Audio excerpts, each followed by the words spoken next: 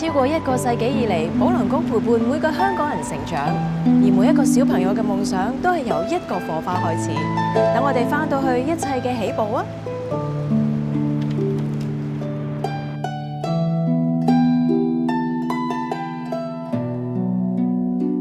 喺19世紀後期，誘拐婦孺、販賣人口嘅情況嚴重，保良局致力營救被拐婦孺，為佢哋提供庇護同照顧。隨住時代千變，保良局已經走過超過140載嘅歲月，但係我哋保赤安良嘅初心始終如一，從守護無醫者開始，到創辦學校、推動教育，致力改變小朋友嘅命運。保良局嘅服務亦都日益擴展，涵蓋教育、社會福利、青少年發展、康樂文娛同醫療，成為香港市民堅定信賴嘅慈善夥伴。從簡樸嘅起點，保良局哺育咗一代又一代嘅小朋友，陪伴佢哋一齊追夢。其實我同保良局有好深嘅淵源㗎。我爺爺做過總理，而伯父咧更加幫保良局設計咗局徽，局徽仲一直沿用到而家。所以我好榮幸能夠成為保良局傳承愛心大使，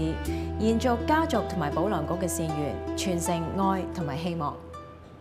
保良局服務一直緊貼社會變化，例如全港最大嘅青少年宿舍保良局李兆基青年綠洲，為改善劏房戶居住環境而推出嘅筲箕灣社區客廳，為促進學生身心靈健康嘅正向計劃，為舒緩照顧者壓力而開設嘅閒度假、暫託住宿服務等等。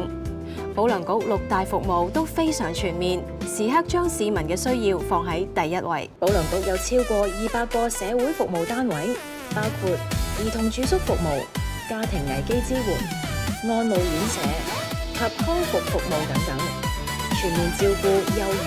兒童及青少年、長者及康復人士唔同嘅需要。由 BB 去到老人家，保良局為市民提供多元化嘅服務，以及為基層同弱勢社群提供適切嘅支援。而喺過去嘅3年咧，保良局每年平均就為超過270萬人次提供服務。由50年代嘅第一間學校到而家，已經係全港最大嘅辦學團體之一，有超過100個教育服務單位，每年為約近45000個兒童同青少年提供優質嘅教育，培育佢哋成為未來嘅社會棟樑。保良局一直緊貼社會嘅轉變同需要，而開設創新服務，而近年就積極拓展青少年發展服務，提升青少年技能，擴闊佢哋嘅網絡，同時建立正向嘅價值觀。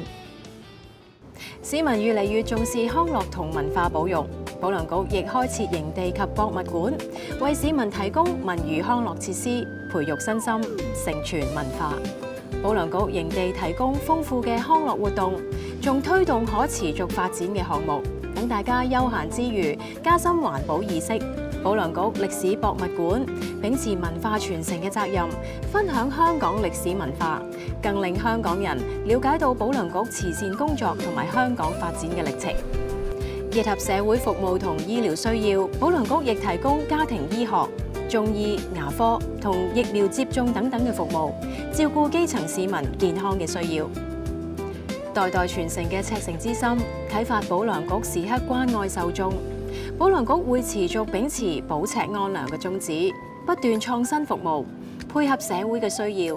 我哋相信透過傳承同創新，可以為香港帶嚟更多希望同可能。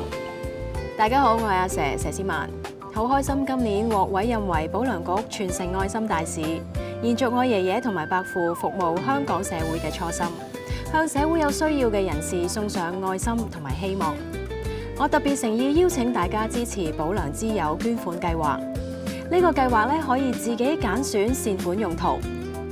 每個月只要捐少少錢，就可以實實在在咁幫到兒童、長者、青少年、健障人士嘅生活需要㗎啦。所以你哋嘅一點一滴嘅支持都非常重要㗎。立即成為保良之友會員，同基層同行，